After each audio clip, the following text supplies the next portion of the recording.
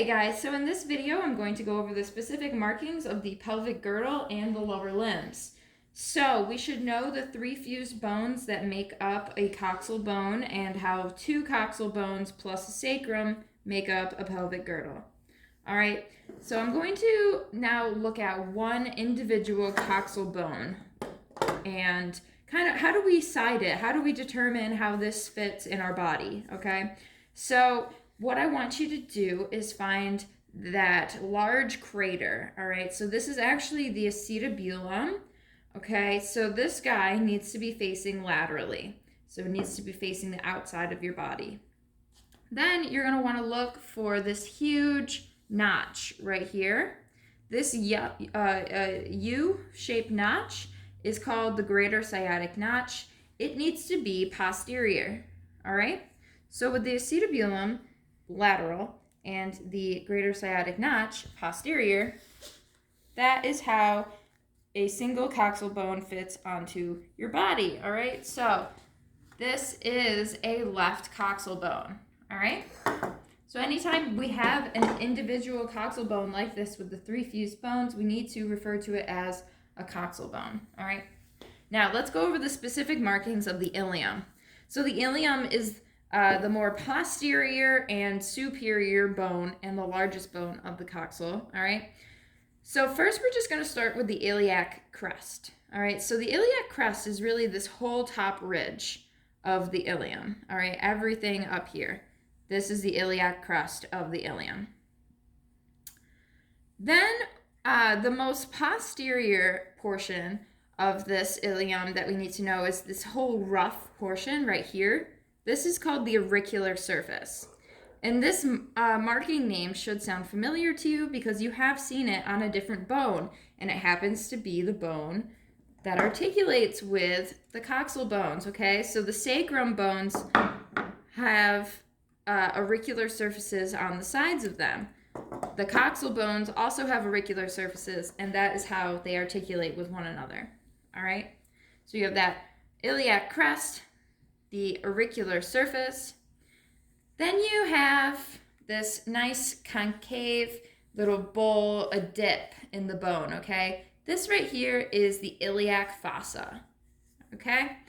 So we did talk about it before, but that little notch, or large notch rather, this is the greater sciatic notch, okay? And that's also found on the ilium. So you would say greater sciatic notch of the ilium.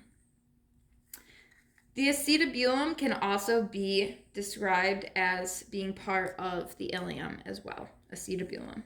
Okay, remember that has to be facing laterally. All right, now we can move on to the ischium, which is this more inferior portion of the coxal bone. Okay, so we're going to start with this guy right here. So you have that greater sciatic notch of the ilium, and it leads right into this little hill, okay? So this is actually a spine. So we call this the ischial spine of the ischium. The ischial spine separates the greater sciatic notch and the lesser sciatic notch. So the greater sciatic notch is found on the ilium.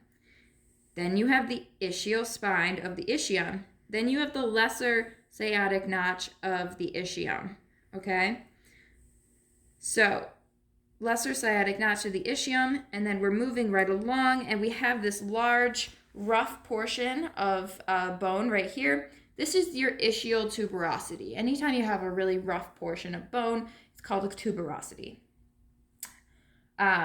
So ischial spine, lesser sciatic notch, ischial tuberosity, and then we have this long extension of bone here. We know that extensions of bones are called rami or ramuses. So this is the ischial ramus of the ischium. Okay. Now this hole right here, we know holes have to have names, right? We call them foramen. This is the obturator foramen. It's actually, we say obturator foramen of the ischium, okay? So lastly, we have the pubis. So the pubis is It has a few different markings, and it's actually kind of easier to see when I have it articulating with another pubis, okay? So remember, everything in blue coming forward, it's the most medial portion of the coxal bone of the pelvic girdle itself, right where two pubis bones would meet, okay? It has a space here because it's missing some cartilage, but right here is where we would call the pubic symphysis of the pubis bone, okay? So the pubic symphysis, it's a joint. It does move slightly, as you can kind of see. So when you're looking at a disarticulated coxal bone, it's really just the edge where it would connect to another pubis bone. So this right here would be the pubic symphysis, okay? Then you also have the inferior pubic ramus. So you had the ischial ramus, and now you have an inferior pubic ramus. So looking again here on this, you have the ischial ramus that comes up towards the pubis. The inferior pubic ramus moves towards the ischium, okay? So there is a little meeting mark of these two rami. If you're ever being tested, it's probably just the closer marking to the pubis is going to be the inferior pubic ramus, and then vice versa. All right, so moving on to the lower limbs, all right? We're going to start, of course, with the next bone, moving inferior to your body.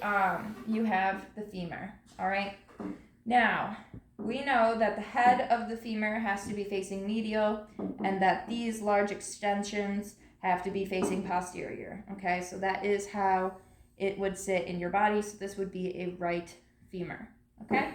Now, the head of the femur is that ping pong ball shape at the top there. That is going to articulate with the acetabulum, okay? So that creates the ball and socket type of joint, okay, that your shoulders and your hips have. Now, on the head of the femur, you have this little indention right here. This is called the fovea capitis, okay? Now, the fovea capitis is a really important marking. It is where the ligamentum teres helps stabilize the hip joint. It sits right in that fovea capitis, and then connects into that acetabulum so that the hip joint is nice and stabilized. Just a little tiny ligament. Does a really big job. All right.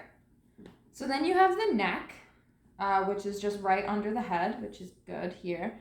And then we move to the trochanters. All right, so we're looking at the posterior side of the bone. We know it's posterior because we see these two large extensions.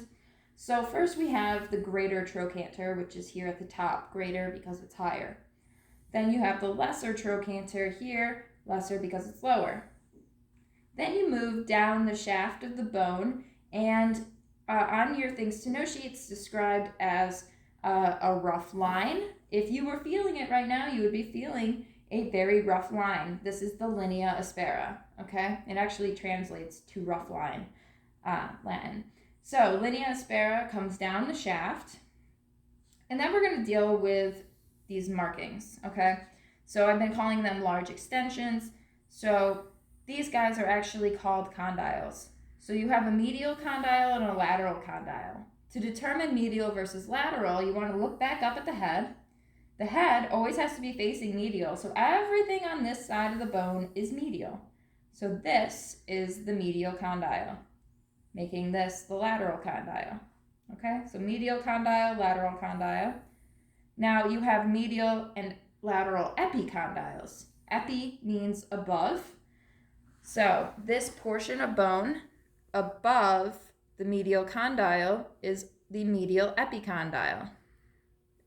This portion of bone above the lateral condyle is the lateral epicondyle, okay?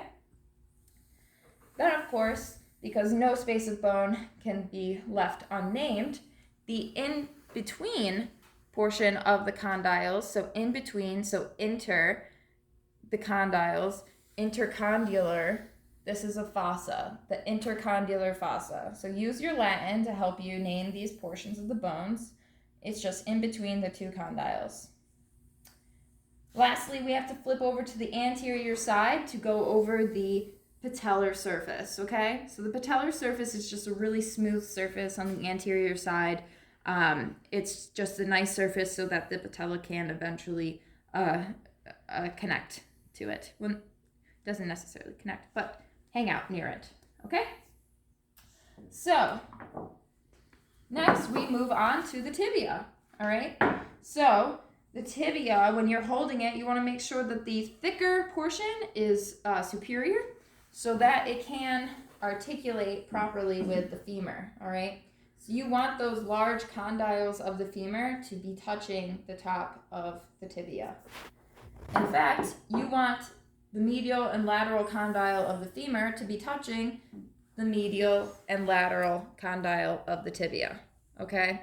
So these guys have matching markings, medial to medial, lateral to lateral condyles, okay? So we know that this is the medial side because of this medial marker down here, all right? This is your medial malleolus. So everything on this side is medial, so this is your medial condyle, your lateral condyle. Now in between these two condyles, you have not an intercondylar fossa, but you have an intercondylar eminence, okay? So it's just right here in the middle. There's kind of these two little bumps and then a nice little ridge in the middle. That's your intercondylar eminence. Moving down the anterior portion, and we know it's anterior because we can find that rough superior portion that we talked about in a previous video. This is your tibial tuberosity. Again, rough surface, tuberosity. So tibial tuberosity leads into the anterior crest, which is your shin, which is a nice pointy ridge on the bone that makes it hurt really bad when you get hit with a soccer ball or something. So moving back down to that medial malleolus, this medial malleolus is going to help articulate with the talus bones of your foot, okay? So it does sit medially, but also the tibia sits right on top of the talus bone, okay? So that medial malleolus has a nice articular facet on the inside of it that helps hang on to the talus tarsal. Okay? Now lastly, we have to talk about the fibula. All right, so I do kind of refer to the fibula as being kind of silly and pointless. It's not so pointless though. The only thing that's different about this type of bone is that it's not a weight-bearing bone. It has no, everything sits on top of the tibia. Everything sits on top of the tibia. The fibula just kind of hangs out on the side and really just has a job of stabilizing the ankle, okay? So you'll see it comes down and you can actually feel on your lateral side of your body, your ankle, you can feel that portion of the fibula and it's kind of just hanging on to the side of the other side of the talus. All right, so there's two markings that you'll need to know for the fibula, and that is either the head or the lateral malleolus. And it's kind of hard to tell the difference, but what you want to do is find on the lateral malleolus side, you're going to see a little divot, okay? And this divot is called the malleolar fossa, okay? So this little crevice in the fibula is the malleolar fossa. And that is going to be a ligament attaching point to help stabilize the ankle even further, okay? So you want that to be inferior, which makes this, the head, superior, okay?